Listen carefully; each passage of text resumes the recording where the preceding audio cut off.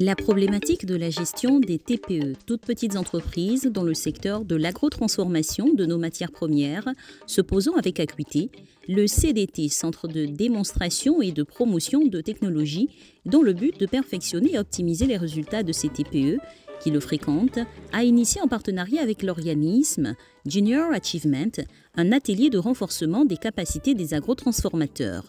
Les allocutions du directeur général du CDT et du représentant Junior Achievement ont montré les objectifs de cet atelier qui ont été rappelés à notre micro. Il se trouve, je ne dirais pas par extraordinaire, qu'un pays comme la Côte d'Ivoire championne toute catégorie en matière de production agricole a une faiblesse criante, c'est qu'elle ne transforme rien de ce qu'elle produit. Au point qu'on produit, mais on enrichit les autres avec nos productions qui sont vendus à l'état brut.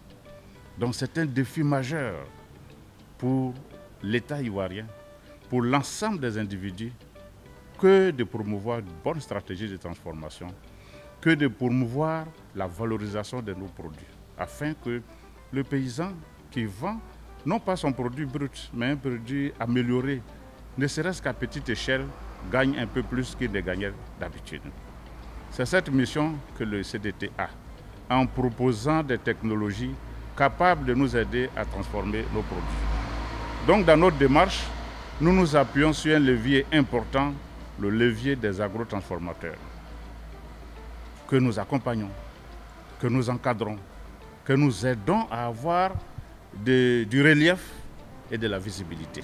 Aujourd'hui, on est là pour la session du Bootcamp, qui forme partie du programme Social Equity, et qui vise justement à équiper les dames qui sont présentes aujourd'hui avec les compétences nécessaires pour devenir des leaders dans leur communauté et aussi pour développer leur idée d'entreprise. Un focus group sur le bien-être mental a été constitué sous la supervision de la consultante Madame Naounou Marie-Josiane. L'équilibre mental. Et c'est une notion qu'on a souvent tendance à ne pas considérer quand on est en plein investissement ou quand on a déjà investi. Alors qu'il faut se faire un moral, il faut se faire toute une conception des choses qui peuvent ne pas marcher comme on le souhaite, comme elles peuvent marcher également. Et là, c'est la gestion de toutes ces retombées-là que moi je prends en charge en ce qui concerne le bien-être de la personne, comment est-ce qu'elle se sent, comment elle affronte les choses de la vie avec son environnement, parce qu'on vit tous dans un environnement. Et donc comment une personne, avec la formation que je donne, comment elle après elle gère un peu le stress, comment elle gère les situations qui sont autour d'elle, les difficultés, comme les succès qu'elles ont.